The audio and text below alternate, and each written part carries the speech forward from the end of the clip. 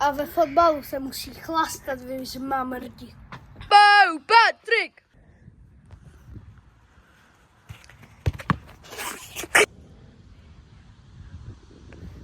No fakt zabiju toho zmrda, ale jo.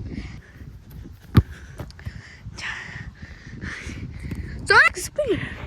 To zmrdečka. Tak vychutnáme si ho na smetánci. Kurva.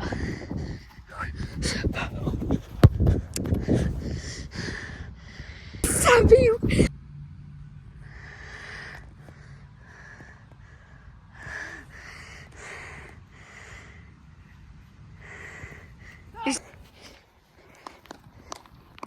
Sebou, Patrik! Říkám jak pes. A toho smrda zabiju. Ty hajzle.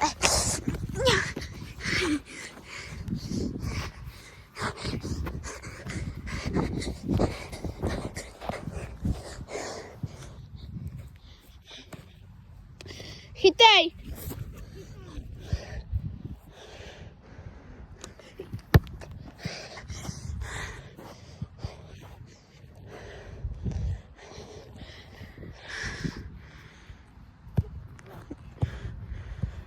Ty fakt zabiju.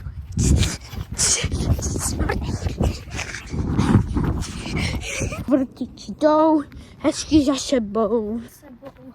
Kačeny už jdou, hezky za sebou. Rychle deble, rychle deble, rychle deble.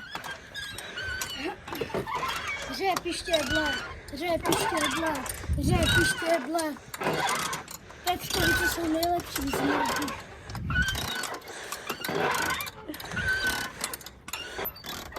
Mě už je to strašně jak to... Co?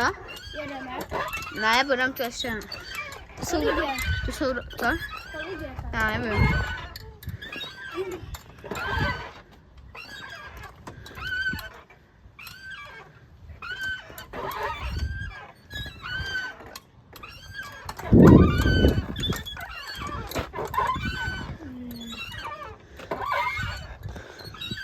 Zasraný YouTube, vy zmrdí, běžte radši hrát fotbal.